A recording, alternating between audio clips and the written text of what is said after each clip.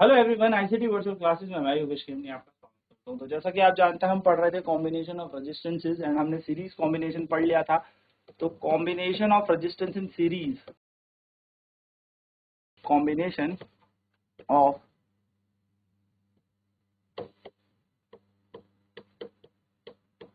Resistance in series यानी कि श्रेणी क्रम में प्रतिरोधकों का संयोजन, श्रेणी क्रम में प्रतिरोध या प्रतिरोधकों का संयोजन। तो हमने देखा था, अगर तीन प्रतिरोध आपस में श्रेणी में जुड़े हों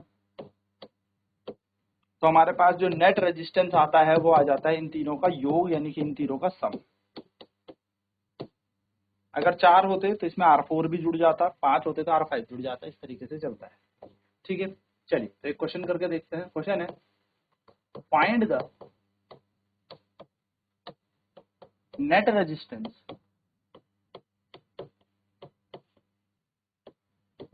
ऑफ द सर्किट। परिपथ का कुल प्रतिरोध ज्ञात करें।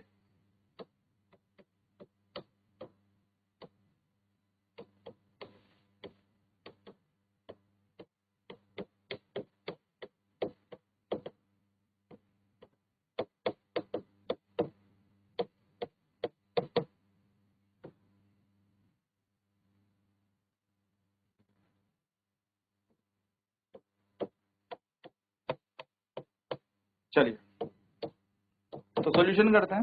सॉल्यूशन करने के लिए हम इनका नाम दे देते हैं R1, R2, R3। तो हम लिखेंगे R1, R2 and R3 registers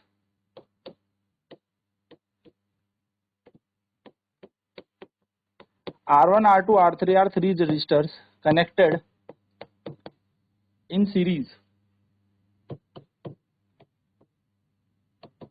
कैसे कनेक्टेड है सीरीज में? तो लेट R मान लिया हमने इनका नेट रेजिस्टेंस। क्या मान लिया? R इनका नेट रेजिस्टेंस मान लिया, कुल प्रतिरोध मान लिया। तो वी नो दैट, हम जानते हैं, हम क्या जानते हैं? जो कुल प्रतिरोध होता है, we know that the net resistance in series, the net resistance in series is given by, ये कैसे दिया जाता है? तो इसका सूत्र है RS इज इक्वल्स टू, सबको जोड़ दो, R1 plus R2 plus R3, 2 plus 3 plus 4, तो 2 ओम प्लस 3 ओम प्लस 4 ओम, तो 2 और 3 5, 5 4 9 ओम। फाइनल आंसर आ जाएगा 9 ओम। तो हम कहेंगे नेट रेजिस्टेंस कितना हो गया? नेट रेजिस्टेंस आ गया हमारे पास RS इज इक्वल्स टू 9 ओम। ठीक है, ये हमारा कुल प्रतिरोध पर बन। चलिए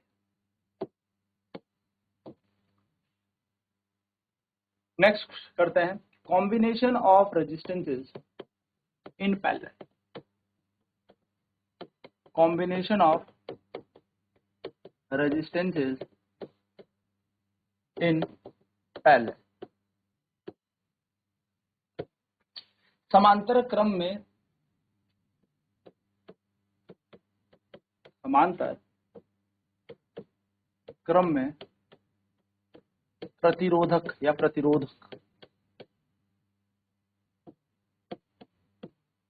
प्रतिरोधकों का संयुग्म। समांतर क्रम में लगाएंगे, अब हम पैरेलल लगाएंगे। तो इसके लिए एक नोट याद रखना है, जो मैंने आपको बताया भी था कि in parallel combination,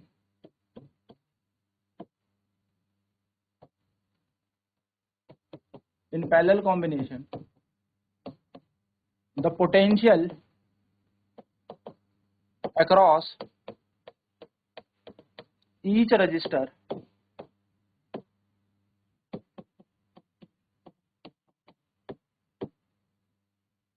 is same।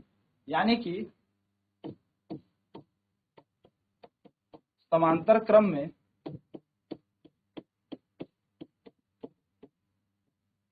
सभी प्रतिरोधकों के पास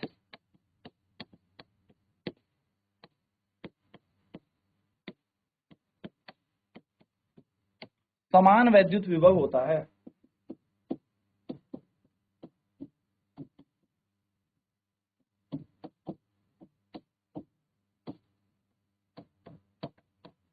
चलिए अब करते हैं इसकी डेरिवेशन शुरू। तो मान लेते हैं एक रेजिस्टेंस है ये, दूसरा है ये, और तीसरा प्रतिरोध है ये, जो कि एक बैटरी 20 वोल्ट की बैटरी से जुड़ा है। नाम दे देते हैं R1, R2, R3। तो लिखेंगे इसके डेरिवेशन के लिए, late R1, R2 and R3 are the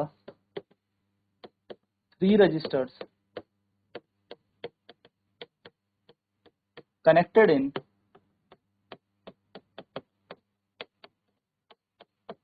parallel across each other.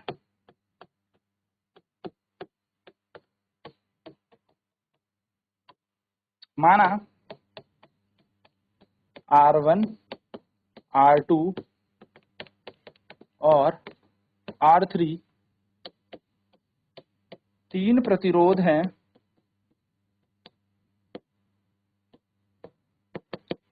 जो समांतर में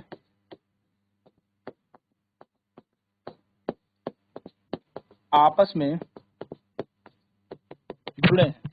अब यहाँ पर हम देख पा रहे हैं कि यहाँ से अगर I करंट निकलेगा तो ये करंट का डिस्ट्रीब्यूशन हो जाएगा I1, I2 और I3 इस तरीके से, है ना।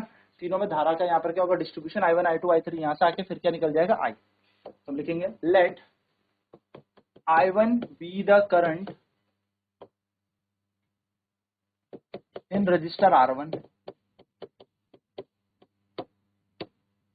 I2 be the current in register R2 and I3 be the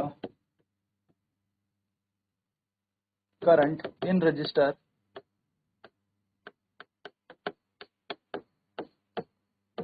R3। तीन रजिस्टर प्रतिरोध है R1, R2, R3। इन तीनों में अलग अलग धारा प्रवाहित कर रही है I1, I2, I3। तो माना R1 प्रतिरोध में I1 धारा प्रवाह करती है, R2 प्रतिरोध में I2 धारा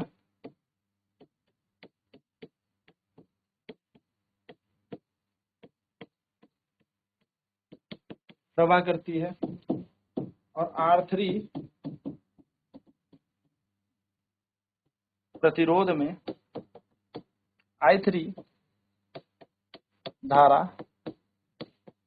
प्रवाह करती है। तो इन तीनों में I1, I2, I3 धारा प्रवाह कर रही है, ठीक है। तो और तभी और and we know that the potential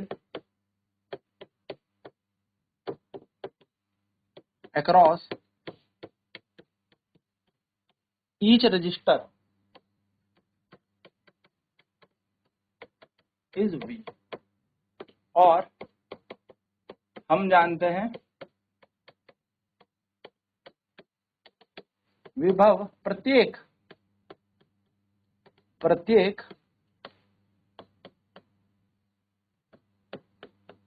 प्रतिरोध में विभव V है। तो या मैं बोलूं, so according to Ohm's law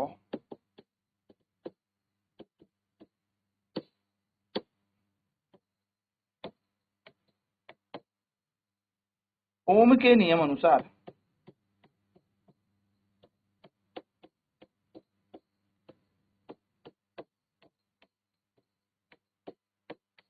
अगर हम ओम के नियम अनुसार बात करें तो V is equal to I R होता है। तो अगर हम देखेंगे तो I बराबर हो जाएगा V अपॉन आर, पहला समीकरण मानते हैं। तो फॉर रजिस्टर R1 प्रतिरोध के लिए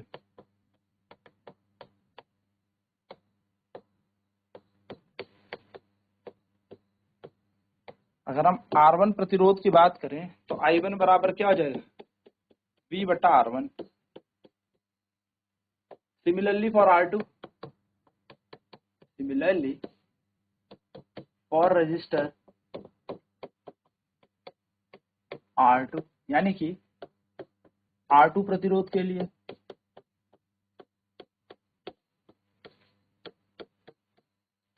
तो अगर हम R2 प्रतिरोध की बात करें तो I2 बराबर हो जाएगा V बटा R2। And for register R3, यानी कि R3 प्रतिरोध के लिए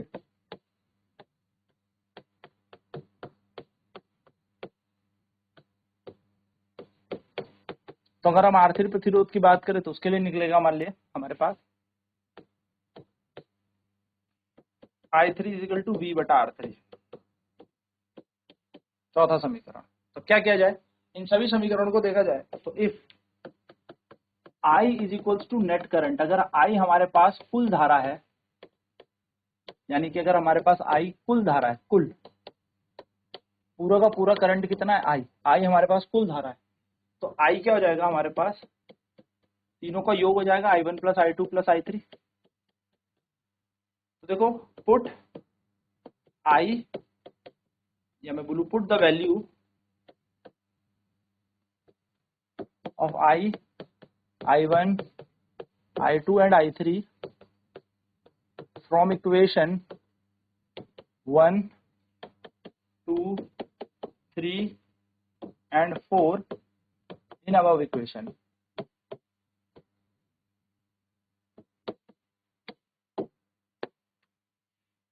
I1, I2 और I3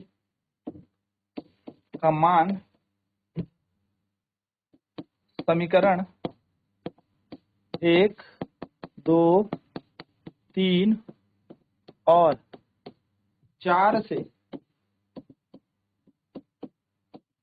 उपयुक्त समीकरण पर रखने पर, यानी कि जो वैल्यू हमें दे रखी है हमने सारी वैल्यू लगा दी I1, I2, I3, I4 की, तो I की जगह आएगा V अपॉन R, यहाँ पे आ जाएगा V अपॉन R1, यहाँ आ जाएगा V अपॉन R2, यहाँ पे आ जाएगा V अपॉन R3। मैथ कहती है V हम कॉमन ले सकते हैं, तो V अपॉन R तो ऐसे रहेगा, यहाँ से V कॉमन ले लिया, 1 upon R1, 1 upon R2, 1 upon R3, V से V कैंसिल, और हमारा आंसर आ जाएगा, जो नेट रेजिस्टेंस है वो आ जाएगा 1 upon R1 plus 1 upon R2 plus 1 upon R3। And ये हमारा फाइनल प्रतिरोध हो सकता है समांतर क्रम में, कि इस तरीके से हम फाइनल आंसर निकालेंगे। अब लिखेंगे इन पैरेलल कॉम्बिनेशन, यानी कि समांतर क्रम में, ठीक है, in parallel combination the net resistance is equal to the sum of the reciprocal of individual resistors। चलिए ठीक है, चलिए फाइनली तो हमने ये वाली डेरिवेशन पूरी कर ली है, जो कि आपको अपनी कॉपी पे नोट। तो हमने माना यहाँ पर कि कॉम्बिनेशन और रेजिस्टेंस इन पैरेलल, यानी कि समांतर क्रम में हम कैसे प्रतिरोधकों का संयोजन करेंगे। तो नोट हमें याद रखना है, पैरेलल कॉम्बिनेशन में जो पोटेंशियल होगा, जो वैद्युत विभव होगा, वो हर एक प्रतिरोध में बराबर होगा, हर एक रजिस्टर में बराबर होगा। तो हमने 3 रजिस्टर लिया, R1, R2, R3, आपस में पैरेलल लगा दिए, जिसको 20 वोल्ट की बैटरी से जोड़ा। So let R1, R2, R3 be the 3 registers. Connected in parallel across each other, माना R1 R2 R3 तीन प्रतिरोध हैं जो समांतर क्रम में आपस में जुड़े हैं, ठीक है। V वोल्ट की बैटरी से हमने इसे जोड़ दिया, चलिए फटाफट नोट करते हैं।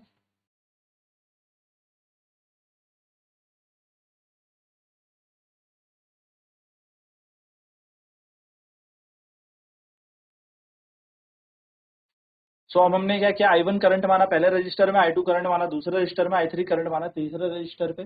तो I1 पहले प्रतिरोध पर धारा है, I2 दूसरे प्रतिरोध पे धारा और I3 तीसरे प्रतिरोध पे धारा है। तो हम जानते हैं अगर पोटेंशियल सबके पास V है तो हर एक के पास V है, क्योंकि ये कैसे लगे हैं पैरेलल। तो अकॉर्डिंग टू ओम्स लॉ के अनुसार अगर हम देखें तो V बराबर I R, I बराबर V बटा R।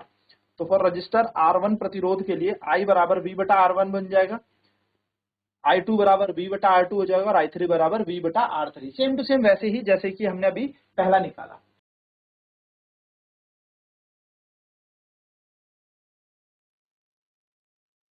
फिर I3 की बात करें तो I हमारा नेट करंट है, तो net current I1 plus I2 plus I3 होगा। तो I सबका मान हमने लगाया और देखा तो I की वैल्यू V अपॉन R है, V upon R1 plus V upon R2 V upon R3, V common लेके कट गया और R हमारा जो नेट रेजिस्टेंस आ गया वो आ गया 1 upon R1 plus 1 upon R2 plus 1 upon R3।